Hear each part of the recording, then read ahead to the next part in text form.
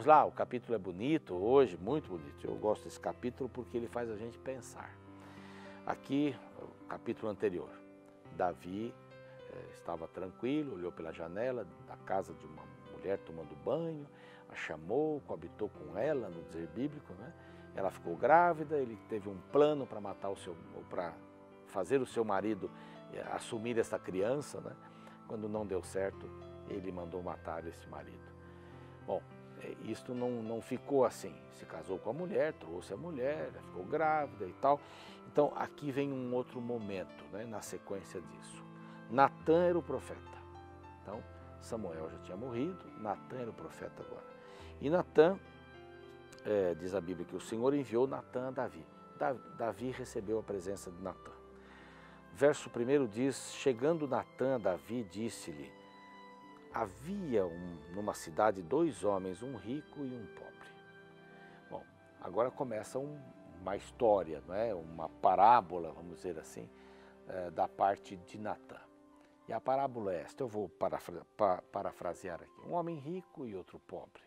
O rico tinha muitos bens, muito gado, não é? Tinha cordeiros, tinha ovelhas, estava bem. O pobre tinha só uma ovelhinha. E esta ovelha, diz aqui o verso 3, até tinha sido criada na sua própria casa, com os seus filhos, junto com os filhos. Então, um aspecto sentimental, não é? Que nem quando nós éramos garotos e a gente criava os pintinhos, minha avó morava conosco, os pintinhos iam crescendo, viravam frangos, e aí chegava o dia da matança, né? A gente não esperava por aquilo, porque até colocávamos nomes nessas aves, né?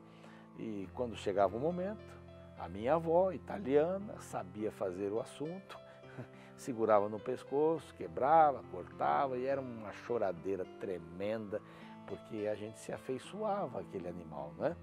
Qualquer animalzinho que a gente tem, qualquer pet, se a gente perder, a gente vai chorar, vão fazer falta, isso é natural, a gente se afeiçoa, tem sentimentos em relação ao animal. E assim, nesta família, nesta história, nesta parábola, Natã diz que ele estava lá junto com os seus filhinhos. Por quê? Isso vai ser importante no final. Este homem rico recebeu uma visita.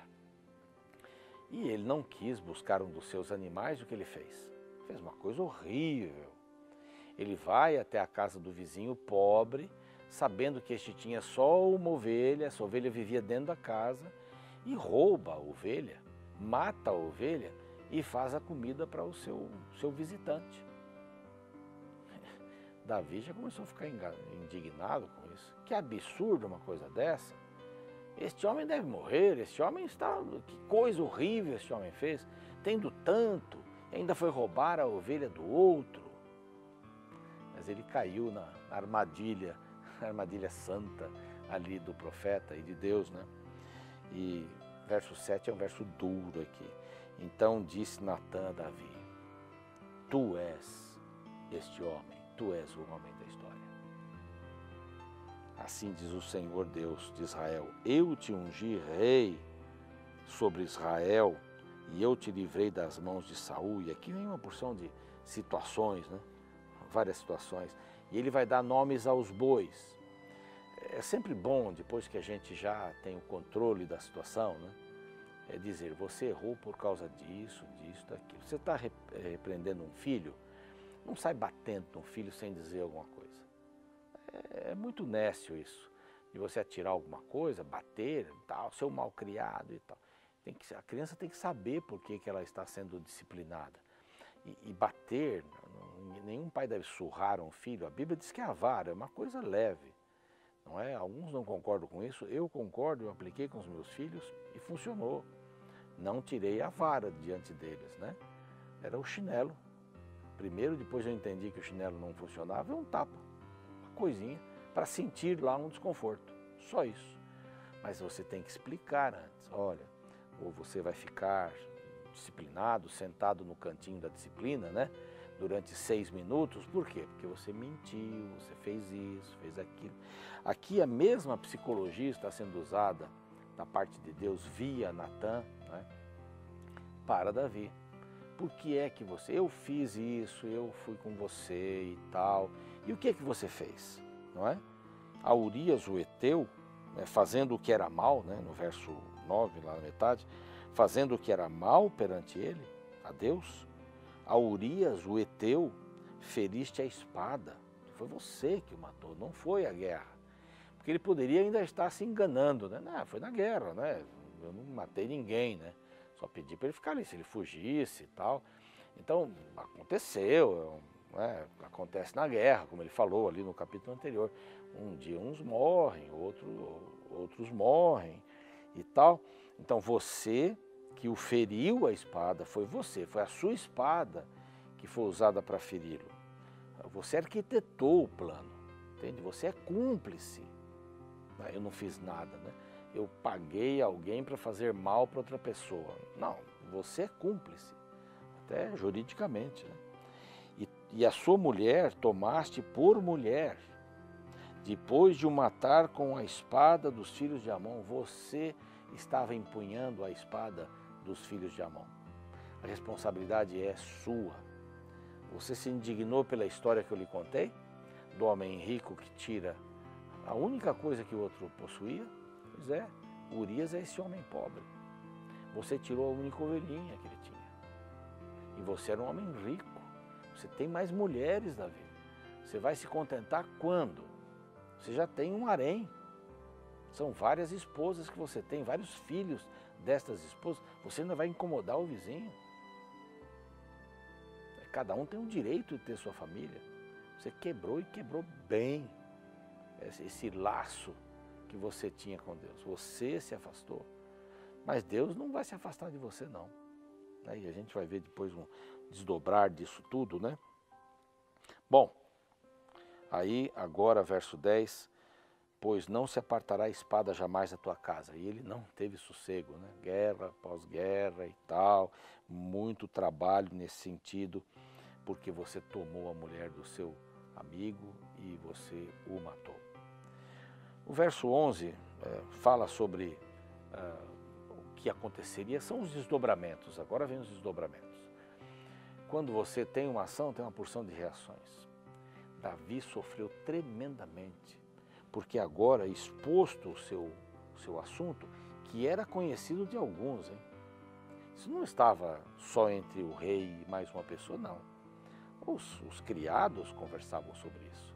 O rei mandou chamá-la, mas depois o rei trouxe para ser sua esposa. O rei coabitou com ela. Eles sabiam disso. E alguns sabiam da morte de Urias, como foi arquitetada por Davi. Tinha servos. Davi começou a perder um pouco a moral no reino. E o pior de tudo, depois que todo o assunto veio à tona, a gente acha que nunca vão descobrir a gente, né? Ninguém vai me ver colando na prova, né? Nunca vão descobrir que eu não tenho carta e estou dirigindo. Nunca vão fazer isso. Eu sempre vou conseguir dar um jeito, eu sempre vou conseguir. Uma hora acontece. Pode demorar, mas uma hora acontece. É aqui que a gente vê as consequências. E as consequências começaram a aparecer na família de Davi. Os filhos de Davi começaram a ter comportamentos estranhos. Tipo assim, se meu pai pode, eu também posso. Foi uma fatalidade, foi um erro. Davi estava doente e hoje nós temos, na nossa época, nós temos um outro problema sério. Que ninguém mais peca, todo mundo está doente. Isso foi um problema psicológico, isso foi uma depressão, por isso que você fez isso. Você está meio deprimido, Davi. O povo saiu para guerrear, você queria tanto guerrear, e agora você ficou no palácio, fazendo o quê, não é? Lá, vai dormir à tarde, acorda com sono, olha para a janela das vizinhas e acha, né? Acha alguma coisa. Mas você estava depressivo, não é o pecado. Nós estamos vivendo uma sociedade assim, e que pecado já não é mais pecado. Agora as pessoas têm depressão. Tem depressão? Tem, isso é verdade, tem depressão. As pessoas têm algum problema? Tem problemas muito sérios, mas não vamos confundir as coisas. Nem tudo é depressão, tem pecado também. Tem decisões erradas, Davi tomou uma decisão errada. E se eu não consigo, eu tenho que pedir ajuda. Se eu não consigo entender as coisas, eu tenho que pedir ajuda. Davi formou o seu próprio caminho aqui. Ele buscou a mulher, fez lá, ela engravidou. Bom, e agora eles tinham uma triste notícia, que esse bebê não iria sobreviver. Ele morreria. Mas antes, eu até me antecipei um pouco aqui, mas antes eu passei por um verso importantíssimo, que é o verso 13. Então disse Davi a Natã, pequei contra o Senhor. Foi declarado, foi explicitado o tipo de pecado, em detalhes. Você matou com a espada, que era de Amon, mas o braço era seu. Você tomou a sua esposa, ela foi sua esposa, ela engravidou, você a engravidou, ambos se engravidaram, né? E de uma certa forma ela estava submissa ali ao rei. E está tudo claro. Aí Davi diz, rompe, pequei contra o Senhor. E Davi escreve salmos lindos, 37, o 51, salmos de arrependimento. São lindos, depois você pode ler. Eu gosto de pregar sobre esses dois salmos, eu acho muito lindos, porque isso tem que ver com a minha história também, com a sua história, com a nossa história. É pecado e perdão, e arrependimento. Esse é o único caminho para eu ter paz. E Davi escolheu o caminho certo, só que Deus não tirou as consequências. Seu filho mais velho já teve um problema sério, o primeiro estupro que a Bíblia relata está ali, com o filho mais velho de Davi. Não é? Eles já se tornaram, assim, levianos nesse sentido, exemplo do pai. Não diga para um filho não fumar se você fuma. Você não tem exemplo para dizer isso. Não diga para não beber se você bebe. É muito complicado esse negócio. Então, vamos andar corretamente. Não, Natã ouviu de Davi, pequei contra o Senhor. Aí então disse Natã, também o Senhor te perdoou. Isso é bonito demais esse verso. Também o Senhor te perdoou o pecado, não morrerás. Também o Senhor te perdoou.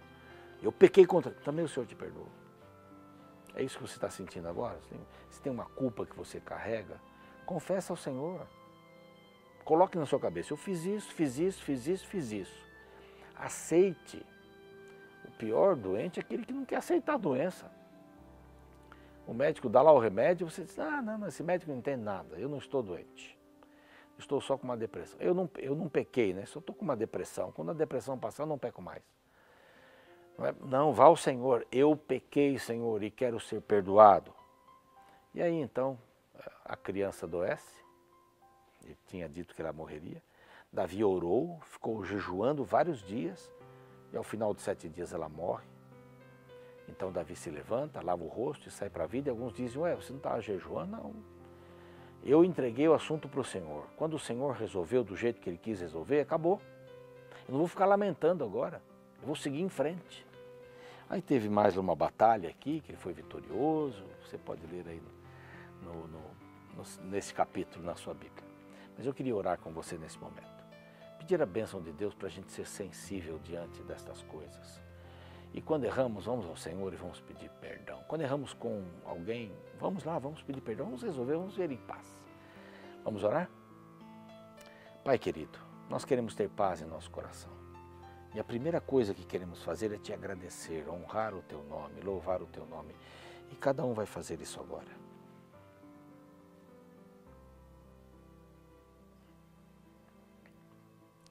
Também, Senhor, temos alguns pedidos, talvez até perdão por alguns pecados, ou orarmos por alguém. Então, Senhor, este é o momento da gente falar isto para o Senhor.